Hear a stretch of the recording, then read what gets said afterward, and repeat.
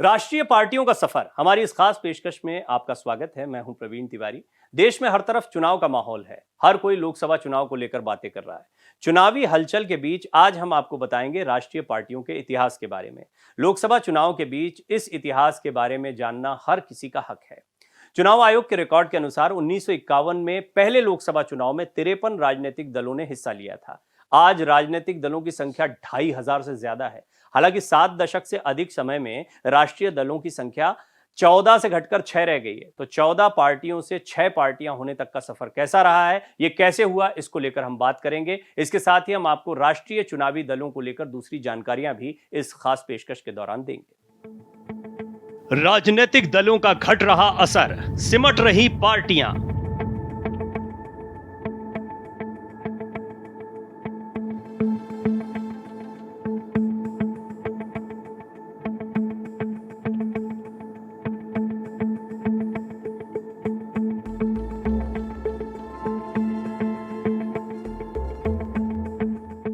राजनीति की खास खबर, कई पार्टियां इतिहास में दर्ज।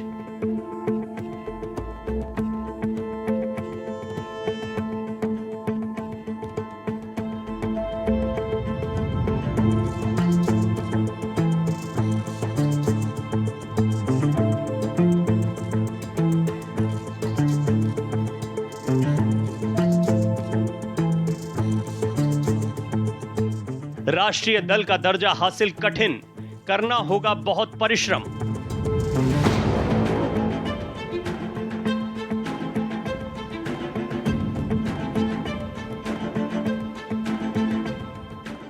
चौदह से 6 हुई राष्ट्रीय पार्टियां, खिसक गई कुर्सियां।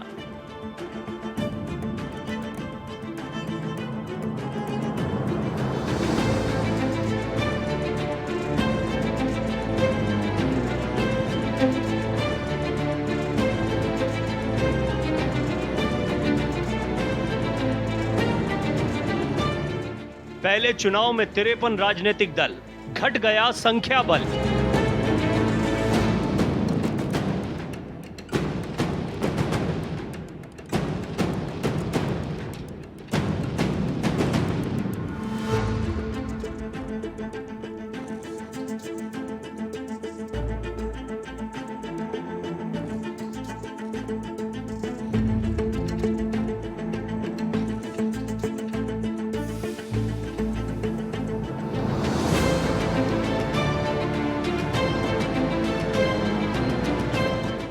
लोकसभा चुनाव 2024 का आगाज, जल्द खुलेगा सबका राज।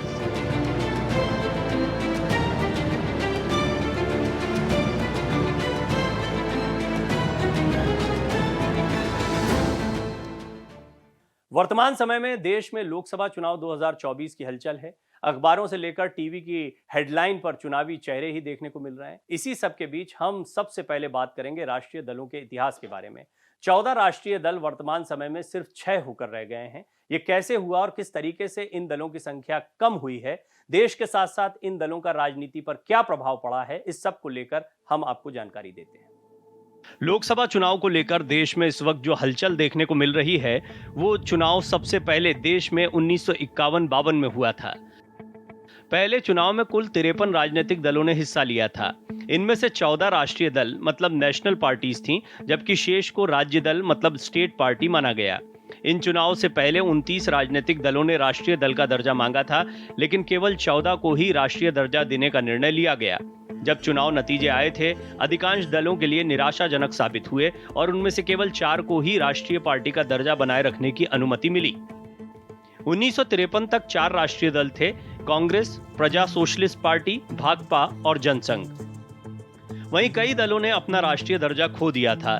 ये दल थे अखिल भारतीय हिंदू महासभा, अखिल भारतीय जनसंघ, क्रांतिकारी समाजवादी पार्टी, अखिल भारतीय अनुसूचित जाति संघ, अखिल भारतीय फॉरवर्ड ब्लॉक, कृषि लोक party, Bolshevik party of India और क्रांतिकारी communist party of India. Samajwadi party और किसान मजदूर पार्टी पहले चुनाव में अलग अलग लड़े थे। बाद में दोनों दलों का विलय करके प्रजा समाजवादी पार्टी का गठन किया गया। 1957 में दूसरे चुनाव में राजनीतिक दलों की संख्या घटकर 15 रह गई। इस चुनाव में 4 राष्ट्रीय दल मैदान में रहे। 1962 में अगले चुनाव में 27 दलों ने चुनाव लड़ा। समाजवादी और स्वतंत्र दलों के चुनाव लड़ने के साथ राष्ट्रीय दलों की संख्या 4 से बढ़कर 6 हो गई। अब तक सबसे कम चुनाव लड़ने वाली पार्टियां 1992 के लोकसभा चुनाव में थीं। इस चुनाव में 7 राष्ट्रीय पार्टियों भाजपा, कांग्रेस, सीपीआई, सीपीएम, जनता दल, जनता पार्टी और लोक दल ने हिस्सा लिया था। रिपोर्ट के अनुसार 1996 के आम चुनाव में 209 राजनीतिक दलों ने भाग लिया था। इनमें से कांग्रेस, अखिल इंदिरा कांग्रेस, भाजपा, सीपीआई, सीपीएम, जनता दल, जनता पार्टी और समता पार्टी जैसे 8 राष्ट्रीय दल शामिल थे। 1998 के चुनाव में भाग लेने वाले राजनीतिक दलों की संख्या 176 थी। इनमें कांग्रेस, भाजपा, बसपा, जनता दल, सीपीआई, सीपीएम और समता पार्टी जैसे 7 राष्ट्रीय दल शामिल थे। 1999 में 7 राष्ट्रीय दलों समेत 160 राजनीतिक दल चुनाव मैदान में थे। चुनाव में भाग लेने वाली राष्ट्रीय पार्टियों में भाजपा, कांग्रेस, बसपा, सीपीआई, सीपीएम, जनता दल और जनता दल यूनाइटेड शामिल थीं। 2014 में 464 राजनीतिक दलों ने चुनाव लड़ा, जिनमें से 6 राष्ट्रीय दल थे।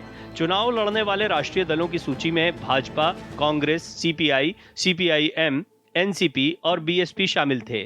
तृणमूल कांग्रेस को 2016 में एक राष्ट्रीय पार्टी का दर्जा मिला।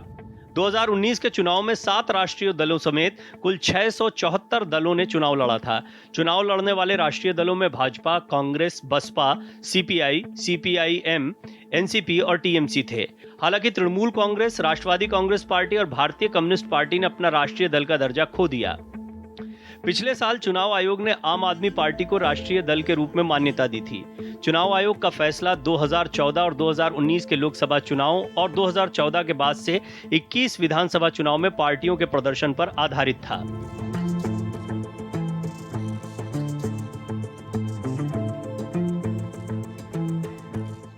लोकसभा चुनाव 2024 होने वाला है। हर तरफ इसको लेकर खबरें तेज हैं। कई सारे चुनाव को लेकर फेरबदल भी सामने आ रहे हैं। देश में इस समय 6 राष्ट्रीय मान्यता प्राप्त दल भाजपा, कांग्रेस, बसपा, माकपा, नेशनल पीपल्स पार्टी और आम आदमी पार्टी हैं। चुनाव में राष्ट्रीय दल क्या होते हैं और ये कैसे बनते हैं, इस पर भी हम चर्चा करेंगे। साथ ही हम बताएंगे कि राष्ट्रीय पार्टी का दर्जा कैसे मिलता है और इसके क्या क्या फायदे होते हैं। क्यों राष्ट्रीय दल होना एक बड़ी बात होती है और राष्ट्रीय दल यूं ही नहीं कोई बन जाता है, उसके लिए कड़ी मेहनत करनी पड़ती है। वो क्या क्राइटेरिया है जिसके बाद कोई दल राष्ट्रीय दल बनता है, वो भी जानते हैं। चुनाव के लिए राष्ट्रीय दल कैसे बनते हैं, इसको लेकर आपको जानकारी देते हैं। सबसे पहले केंद्रीय चुनाव आयोग के नियम 1968 का पालन किया जाता है। केंद्रीय चुनाव आयोग के नियम के मुताबिक किसी पार्टी को राष्ट्रीय दल का दर्जा हासिल करने के लिए 4 या उससे ज्यादा राज्यों में लोकसभा चुनाव या विधानसभा चुनाव लड़ना होता है। इसके साथ ही इन चुनाव में उस पार्टी को कम से कम 6% वोट भी हासिल करने होते हैं। इसके अलावा उस पार्टी के कम से कम 4 उम्मीदवार किसी राज्य या राज्यों से सांसद चुने जाएं, या वो पार्टी कम से कम 4 राज्यों में क्षेत्रीय पार्टी होने का दर्जा हासिल कर ले, या वो पार्टी लोकसभा की कुल सीटों में से कम 2% सीटें जीत जाएं। वो जीते हुए उम्मीदवार 3 राज्यों से होने चाहिए। निर्वाचन आयोग ने पिछले साल आम आदमी पार्टी को राष्ट्रीय पार्टी का दर्जा दिया था। देश में इस समय 6 राष्ट्रीय मान्यता प्राप्त दल हैं, जिनमें बीजेपी, कांग्रेस, बसपा, माकपा, नेशनल पीपल्स पार्टी और आम आदमी पार्टी हैं।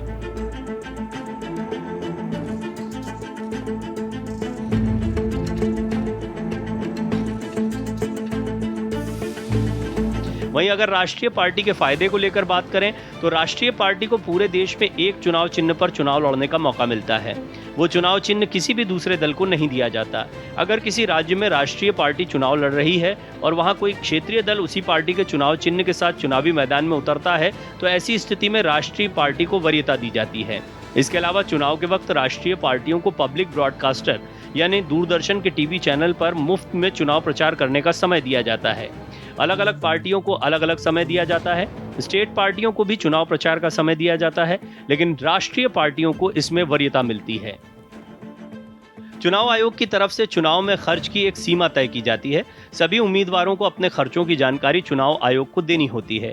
सभी पार्टियों में चुनाव प्रचार के लिए कुछ स्टार प्रचारक भी होते हैं। जब वो किसी क्षेत्र में प्रचार के लिए जाते हैं तो वहाँ का चुनावी खर्च निश्चित रूप से बढ़ जाता है। ऐसे में इस बढ़े हुए खर्च को राष्ट्रीय पार्टी चुनाव खर्च से अलग कर सकती है। हर राष्ट्रीय पार्टी 40 स्टार प्रचारक तय कर सकती है। इसके साथ ही राष्ट्रीय पार्टियों को सरकार की तरफ से दफ्तर बनाने के लिए जमीन भी मुहैया करवाई जाती है।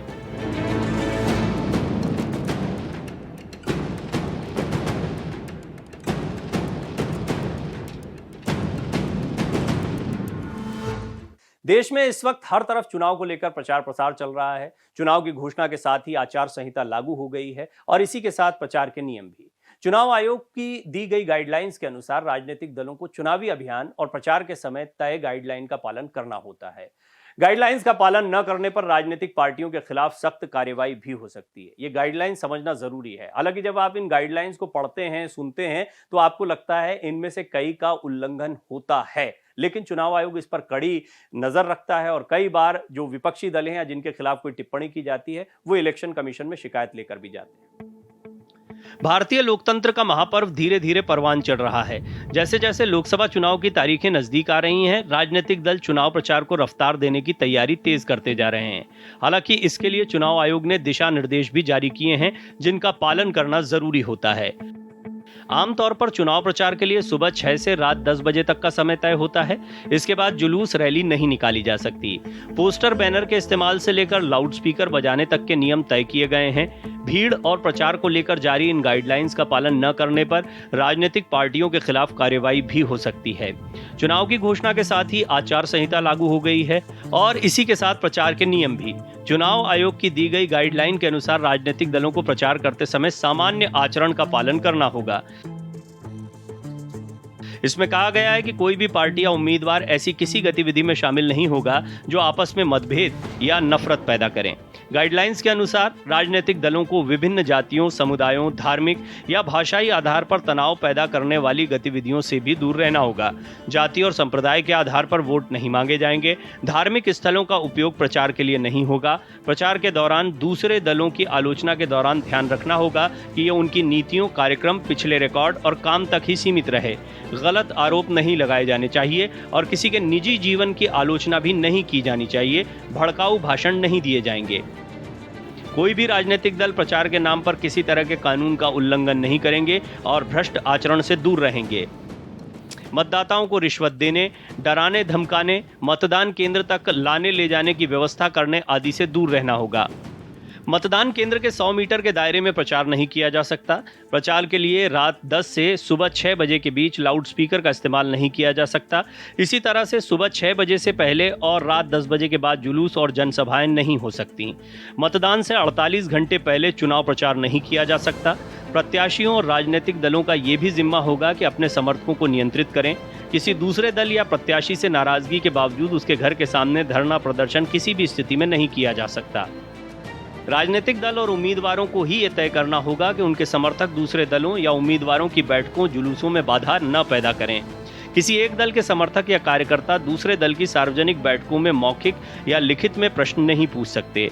उस दौरान अपनी पार्टी के पर्चे नहीं बांट सकते। जहां एक पार्टी की बैठक, सभा, जुलूस आदि निकल रहा हो, वहां दूसरे दल के लोग ऐसा नहीं करेंगे। किसी दूसरे की जमीन, भवन, दीवार आदि पर बिना अनुमति के झंडा, बैनर, नोटिस नहीं लगाए जा सकते हैं और न ही नारे आदि लिखे जा सकते हैं। किसी भी तरह की बैठक, रैली, जुलूस आदि के स्थान और समय के बारे में स्थानीय पुलिस अफसरों को जानकारी देकर अनुमति लेनी होगी। ये पता करना भी उम्मीदवार की जिम्मेदारी होगी कि जहां वो बैठक करने जा रहा है वहां किसी तरह का निषेधात्मक आदेश तो लागू नहीं है। यदि ऐसा है तो वहां छूट के लिए आवेदन पर अनुमति लेनी जरूरी होगी। इसी तरह से किसी भी जुलूस, रैली या बैठक में लाउडस्पीकर का इस्तेमाल करने के पहले से ही आवेदन पर अनुमति या लाइसेंस लेना होगा। चुनाव के दौरान सत्ताधारी दल के लोग अपने पद का दुरुपयोग नहीं करेंगे। मंत्री अपने आधिकारिक दौरे का इस्तेमाल चुनाव प्रचार के लिए नहीं करेंगे। सरकारी विमान, वाहन, मशीनरी और कर्मियों का इस्तेमाल पार्टी हित में नहीं किया जा सकेगा। सभी सार्वजनिक स्थलों, उड़ानों आदि के लिए हेलीपैड का इस्तेमाल केवल सत्ताधारी दल के लोग नहीं कर पाएंगे। दूसरे दलों को भी इसका इस्तेमाल करने की अनुमति होगी। आपको बता दें, देश में 1951-52 में पहली बार लोकसभा चुनाव हुए थे, जिसके बाद 7 दशक में राष्ट्रीय मान्यता प्राप्त राजनीतिक दलों की संख्या लगातार घटती गई। 14 थी, घटकर 6 रह गई है। पहला आम चुनाव कुल 53 राजनीतिक दलों ने लड़ा था। वहीं वर्तमान में देश में राजनीतिक दलों की कुल संख्या 2500 से भी ज्यादा है। इन 7 दशकों में राजनीतिक दलों की यात्रा आपसी विलय, नए दलों के उदय के रोचक उतार चढ़ाव से गुजरी है। क्षेत्रीय दलों का भी बड़ा प्रादुर्भाव हुआ है। बहुत सारे क्षेत्रीय दल अस्तित्व में आए हैं। फिलहाल देश में लोकसभा चुनाव को लेकर हर तरफ शोर है, तो ऐसे में कई सारी चुनावी उथल पुथल भी सामने आ रही है और कई सारे नेताओं के बयान भी सुर्खियों में बने हुए हैं, जो लगातार हम आपके सामने रखते रहेंगे। इस खास पेशकश में फिलहाल इतना ही। देश दुनिया की बाकी खबरों के लिए बने रहिए भारत एक्सप्रेस के साथ। नमस्कार।